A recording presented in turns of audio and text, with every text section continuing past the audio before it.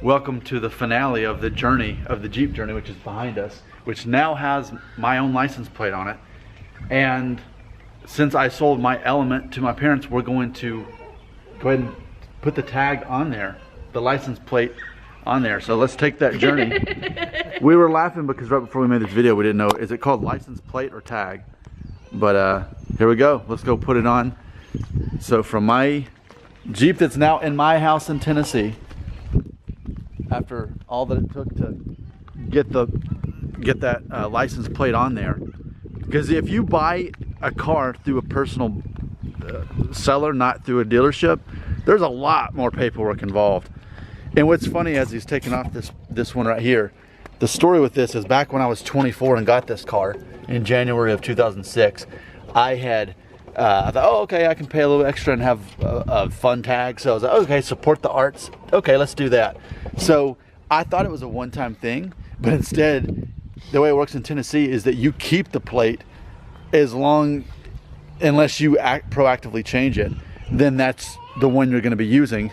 And the extra $30 actually goes to supporting whatever cause it is. So for me, I've been supporting art in Tennessee, which I think is, I'm not ashamed of that. I think that's a great thing here in Tennessee to help. And I'm even in my mind thinking of maybe type of children who wouldn't have had the same opportunities to help them out. So for 13 years I've been supporting the arts. Now that tag is off. The Alabama tag is going on, or plate is going on my car. And this journey ends with me getting the vehicle I always wanted, which was the Jeep. My parents getting the, something else too is that this is the cleanest I've ever seen this Element. The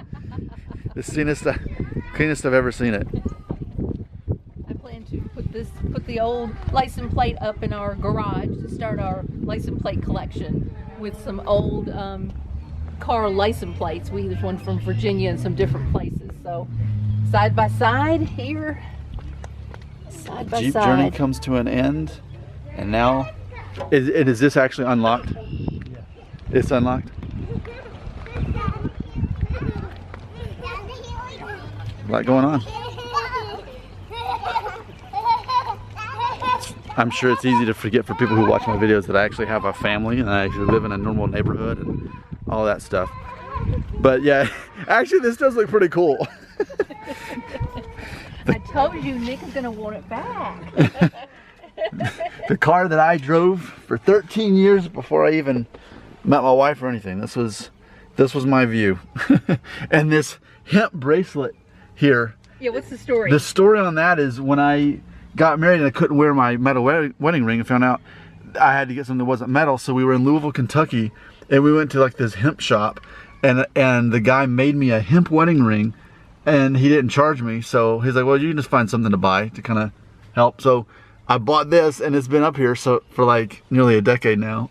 And I left it there, and it was like, hey, that's really cool. Someone worked really hard making that. I have to leave it up there.